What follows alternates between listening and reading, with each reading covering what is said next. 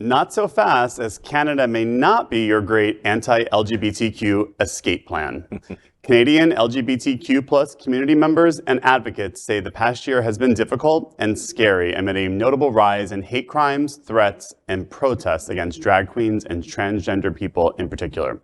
The solution, they say, is educational and support from allies to counter homophobia and anti-trans hate, particularly baseless accusations of pedophilia and grooming children, which they say only feeds threats and acts of violence.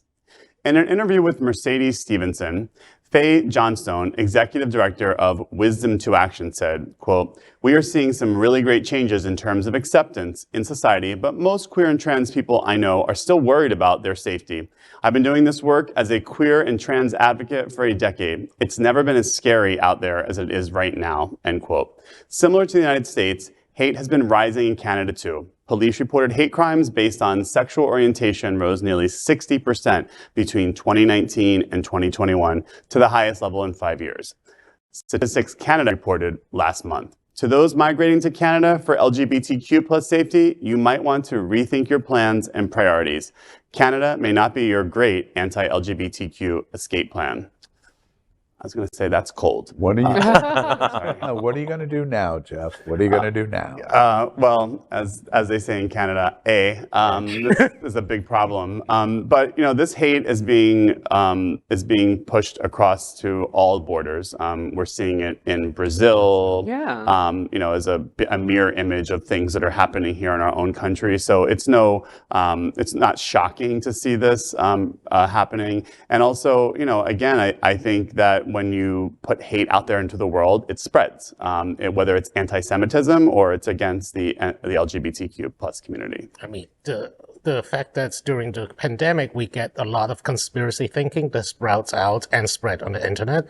And also from the global point of view, the rise of the right-wing governments and and politicians has coincided with scapegoating LGBTQ people. If you think of in Europe, Poland and Hungary, or, the rise of conservative movements here in the United States and Canada, all of them was looking around to see, which one we can beat up the best, and LGBTQ people always comes first. In a lot of ways, we're behind the eight ball here because for a long time we were looking for acceptance, tolerance, and those kinds of emotions from people instead of promoting education and knowledge. Because now that we're shifting our focus and we realize that's really what people need, the disinformation is already out there. The bad information is already there, and we're sort of playing catch up to that. This is such an important story because it's a global phenomenon. And I feel like when we kind of isolate it and to think in terms of like, oh, this is the United States or even Brazil. I mean, we're seeing this in parts of lots of Latin America, in the Caribbean, in Europe, in parts of Asia.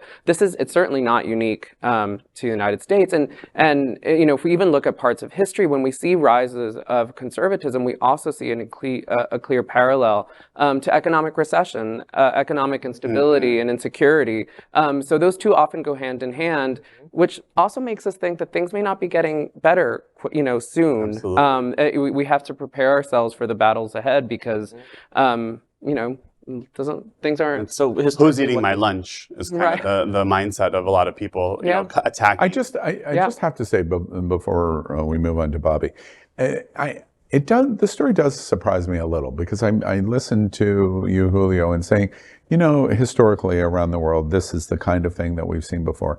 I don't know what it is about me that want to say, but not in Canada. Canada is an exception to this rule of this kind of milquetoasty, we're okay, we don't talk too loud, we don't talk too soft, we're kind of just right in the Goldilocks and the Three Bears. And this is a little disappointing to me because it can happen there too. And if it can happen there, it can happen anywhere. And I don't know, it's just disappointing to me. They're mad that we have Bieber. Yeah.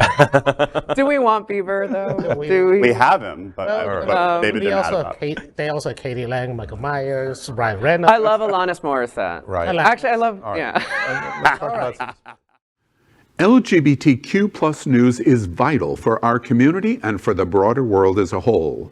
We have enough enemies at Fox News. Tucker, Sean, and Laura are loud. We need passionate allies. Happening Out Television Network, Queer News Tonight, and It's Happening Out are literally out of the closet and into the headlines. Our community needs your support. Like this broadcast and subscribe now to ensure the growth of the entire LGBTQ plus community.